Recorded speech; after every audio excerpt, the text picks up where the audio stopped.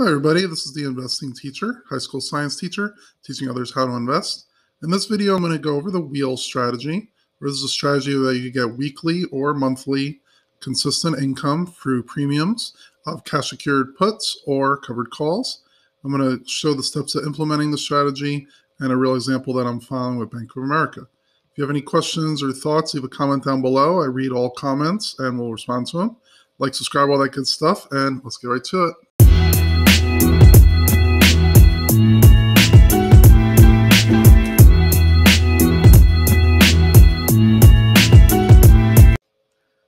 All right, everybody, here's the wheel strategy. I left this document in the description down below, so feel free to read it, make a copy if you'd like.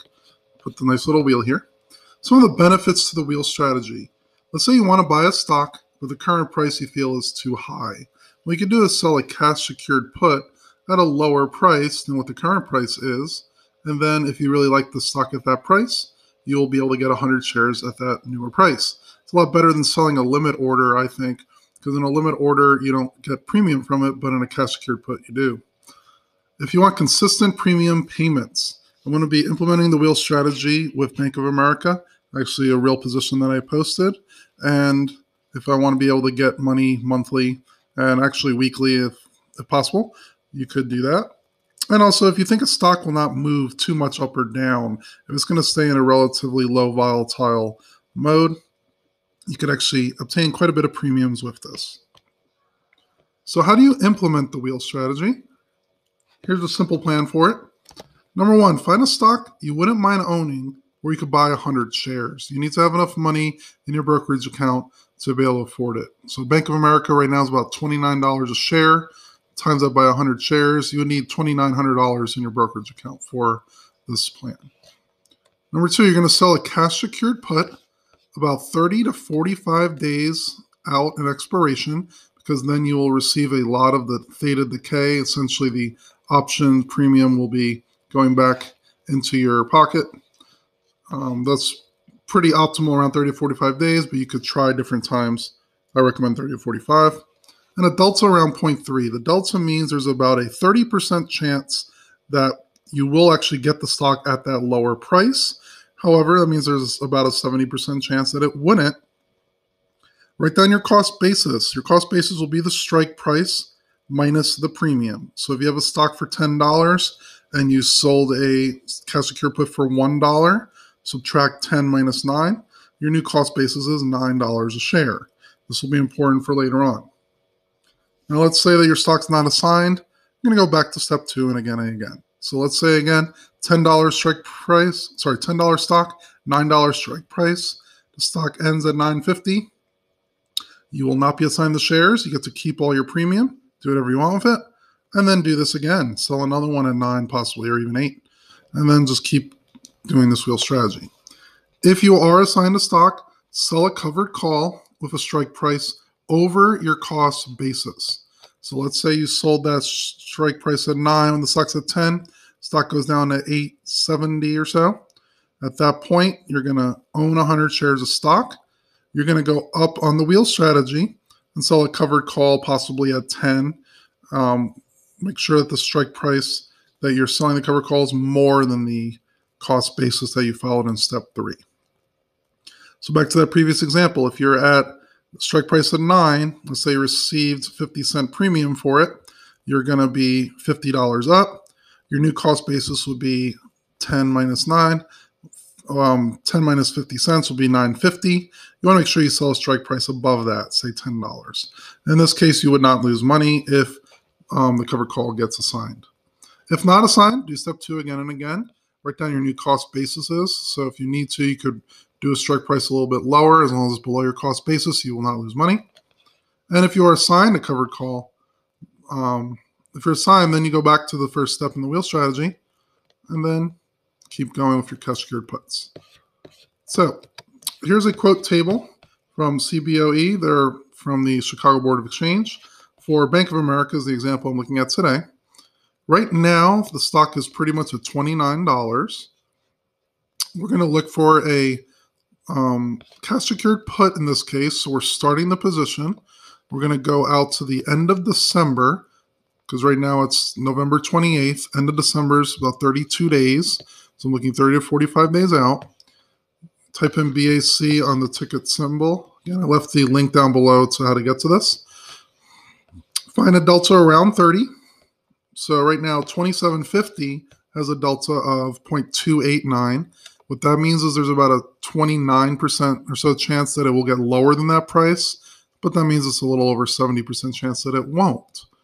Right now, the bid and the ask is 49 to 55. What this essentially means is you're pretty much guaranteed to make 0.49 times 100 or $49 if you sell this cash secured put right now. People are willing to spend up to $55. The last one was at $52. I would put in a bid at 52 and see if you get it. If not, maybe go down to 51, wait a few minutes, and then eventually you should hit it at least at 49. So just looking at the numbers right now, if you sold a cash secure put at 49 and you got $49 premium and it cost you $27.50, that's the money you need in your brokerage, you're going to be receiving a 1.78% gain in a little over a month. That's a pretty good gain if this never gets called, because you can make 21% a year using this strategy. This is how effective it could be. Okay, so you're going to sell that cash your put. Let's say you get 50 for it or so. You're going to wait until the end of December. If the stock is above $27.50, you're going to look for another call the end of January or mid-February or so, 30, 45 days out. Your new cost basis would be $27.50 minus the 50 or so that you received. And so you subtract the 50 cents. And your new cost basis will be at 27. That means in the next cash secured put, you could sell another one at $27. A little bit lower than it was before because you already received money from the previous example. Now, let's say the stock goes down to, say, 27. In that case, you would have to sell your, you would have to implement your cash secured put and buy 100 shares at $27.50. Remember, your total cost basis, though, is 27. So then in the next one, I would look at a covered call in the end of January or so. Now, these numbers will not be quite the same because the stock didn't go there, but I would look at one and say $28. Okay. Now, obviously, the delta is too high right now because the stock didn't get that low.